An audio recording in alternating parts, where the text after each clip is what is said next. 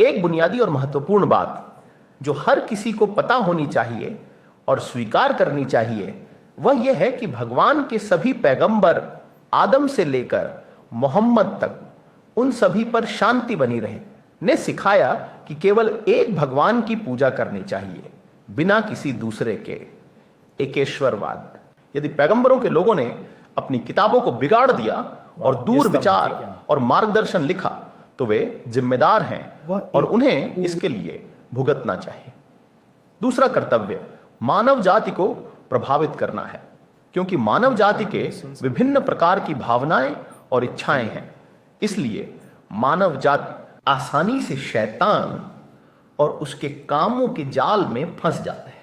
यदि कोई शैतान के मार्ग का अनुसरण करता है और उसके कारनामों को अपनाता है तो यह इस दुनिया में एक समृद्ध, इच्छा शक्तिपूर्ण और सफल जीवन की ओर ले जा सकता है, लेकिन परलोक में असफल हो जाता है।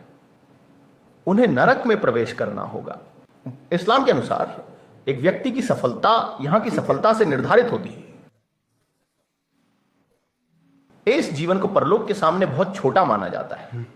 पैगंबर मोहम्मद, उन पर शांति हो, ने कहा कि यह जीवन धर्मात्मा विश्वासियों के लिए जेल के समान है और सर्वशक्तिमान ईश्वर व्यक्ति का मूल्यांकन उसके कर्मों और धार्मिकता के आधार पर करता है, ना कि सांसारिक सफलता के आधार पर।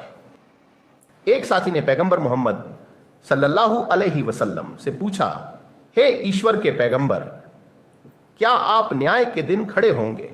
नबी ने जवाब दिया, मैं अपनी उम्मत के गरीब लोगों के साथ खड़ा हूं जो अल्लाह और उनके नबी की आज्ञा मानने के लिए दुनिया की इच्छाओं और सफलता को त्याग कर गरीब रहना पसंद करते हैं।